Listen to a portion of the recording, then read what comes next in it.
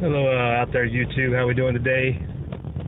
Taking some moments here while we venture through the concrete jungle this evening to discuss a topic that I've kind of been thinking about a little bit lately, or just trying to hone my own preparations with, and using some ideas. And as you can tell by the title, it's pretty easy. But I want to discuss about hoarding and what that means versus prepping and being prepared and preparations, and kind of what I think it means and how it applies. And I kind of think everybody at one point in time, when we got involved in this, we were hoarding items. You know, we see a deficiency, we see something we're short in, our first instinct is to hoard it. We go out and get as much food stockpiled, or ammo, or water, Band-Aids, whatever it might be.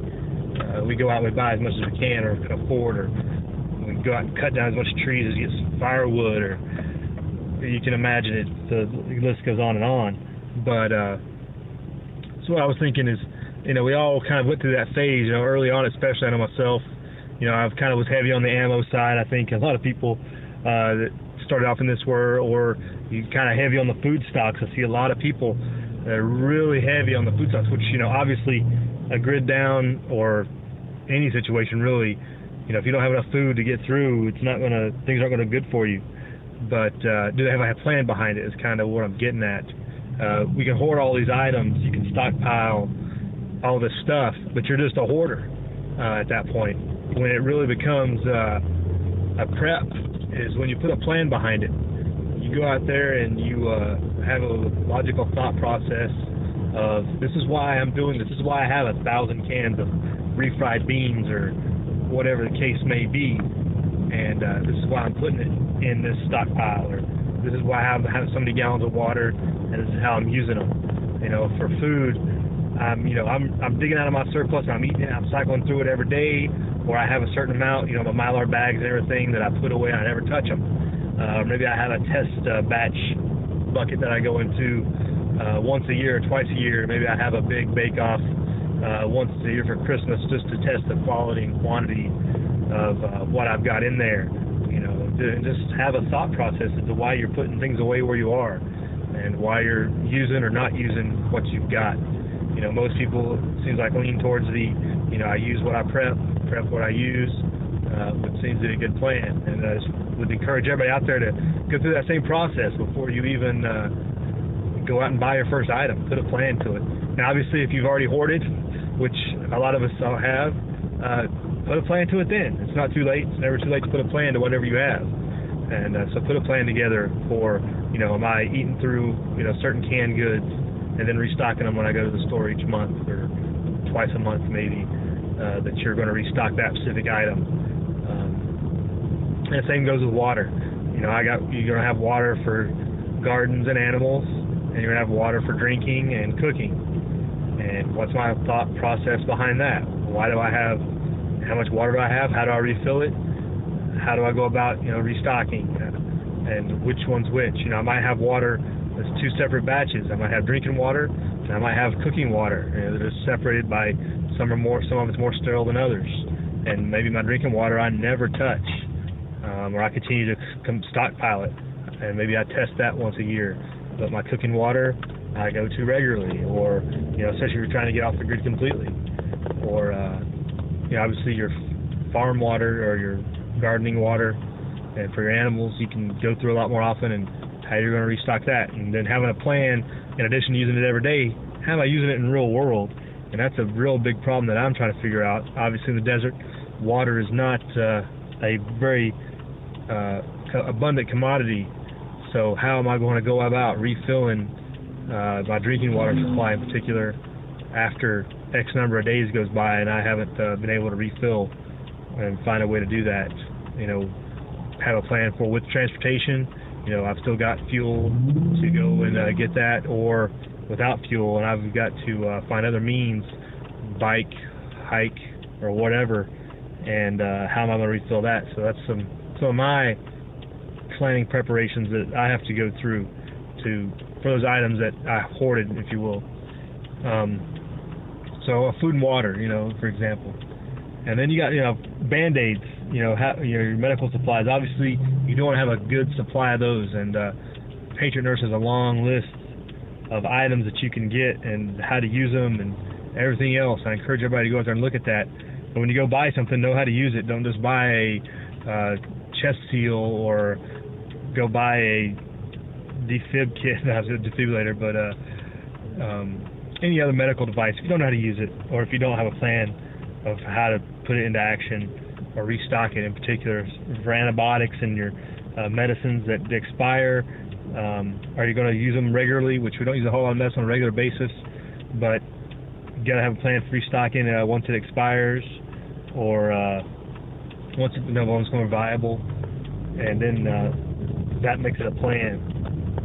My Band-Aids, I've got certain. Maybe you have a certain supply that you never touch, and in your bug-out bag, your car bag, and all your other kits you might have separated, or do you have one specific place in your house where you go for everyday medical use, or you just have it all in one group? But make sure you're deliberate about it. Don't just be, using Band-Aids out of a kit and not have a plan to restock that or refurbish it, and then grid down without rule of law. I use a certain X number of bandages. What's my improvisation for that? What's my backup? How am I going to improvise bandages after that, or improvise medicines? I have natural home cures, or in a lot of situations there's no replacement really. But think it through how much I can use, and how many treatments would that be, or days of medication, etc. Especially if you have a requirement for medication. If you're a diabetic or things like that, that would be extremely difficult to restock. Without rule of law, you need to know how many days supply you can store and maintain before you really get in a bad situation.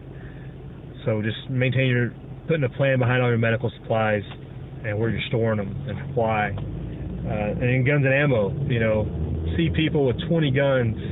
It just baffles my mind how one person. In some of these videos, one single guy apparently seems to be pretty single, with 20 different rifles, different calibers, and they're all his apparently. I guess if you're capable of stocking a small army in certain situations, that would be a viable plan. But in most cases, that's not very realistic or needed, and you might have wasted some of your preps or some of your efforts, where it could have been used elsewhere. And I think a lot of people have hit on this, about making sure you're well-rounded, obviously, and you have all your bases covered. But and you have the three main. You have a everyday carry. You have a handgun, shotgun, rifle. And if once you get all those, or even before you get them, make sure you know their purpose and their use and why you're buying them, and know which ones are for home defense and which one you're going to have for everyday carry, and why you're using certain rounds. You have everyday carry rounds. You have target rounds. You have hunting rounds for shotguns, and self-defense rounds, and home defense rounds. And know all that, and know why you're buying a certain amounts. Are you going to have a couple hundred of bird shot, a couple 10, 20 slugs? What do you think you need? What kind of game you're going to hunt? Shotgun's a very versatile weapon. It can fire a lot of different rounds. In my opinion, one of the most versatile out there. And probably one of the first things I would buy would be a 12 gauge. If that was my first go-to gun, if I was to start over right now, a 12-gauge shotgun is hard to beat considering all the different variety of uses that it has. So know those things before you prep, and if you've already hoarded them, put a plan behind it. Put some viability behind it, because without a plan, those things that you've hoarded really aren't going to go very far. You're going to waste them. They're going to get just sit there and go to waste, or when it comes time to go to action, you're really not going to be ready for action because you haven't thought it through. So I always have a plan. Granted, one of the themes that I was always raised under, or a common theme, is no plan survives first contact with the enemy. But if you have a plan, you can always react to that a little bit easier, and it's always better to have a plan than not, and at least you can flex and go left or right from there, because you have a direction that you're going, and you can modify your direction once that's done. But with all these preps, you're hoarding items. Another thing we talked about, is having skills.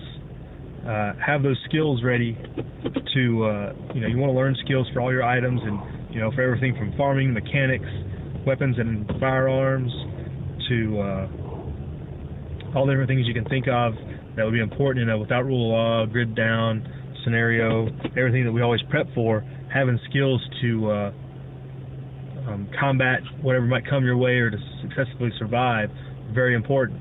And I think that's one thing that's very important, is not to hoard those skills, to share those skills with others. Get out there, teach people, your neighbors, the people that are in your group, which it's kind of common sense, and we kind of do it intuitively without being told to, but there might be something that you've had that you didn't really think about sharing with the people. And so put some thought to that, whether that could be medical skills, mechanics, obviously horticulture, all those things that go into the homesteading and husbandry of animals and things. The list goes on and on. A skill that you might have acquired, maybe you just got to refresh yourself, and then you can go out and teach other people. And the best way to improve your skills is to go out and teach somebody else. You're always going to remember something, or maybe even learn a new way to do something just by teaching somebody else. So I would encourage you to do that. Hoarding of skills is not a good thing either. Get out there and share. And obviously, there's tons of people out there sharing skills every day on YouTube, and I appreciate all the people that are doing that. It's been a great help, and just can't be blessed enough with a lot of the information that's out there. So just some thoughts. Really make sure, obviously, we've all hoarded at one point in time, I think. Just put a plan behind it. If you've got a plan, make sure you've got an item to go with it. If you find yourself deficient, go out there and fill those gaps that you might have, and continue to march. And like I say, life's not a journey. Life's not a destination. It's a journey. And I think prepping is the same way. You're never going to reach the point where you say, I am prepared, it is over, I have reached the end. It's a continuous process. You're always going to be going through it. Enjoy the journey. It's a learning process for all of us throughout. And I guess you can have fun with it for sure in a lot of situations, but also remember the sincerity of it all. If a lot of situations come to bear with the seriousness of what could happen without rule of law, economic collapse, all these different things that seem imminent and on the horizon, and seem much more prevalent than when I was growing up, as far as what to be concerned about. It seems to be right there in front of our faces, but yet so many people seem not to see it. So we got to enjoy ourselves while we can, but still realize what could be coming quickly. So see y'all back out there again. Hope to get some good comments and continue the discussion. Bye.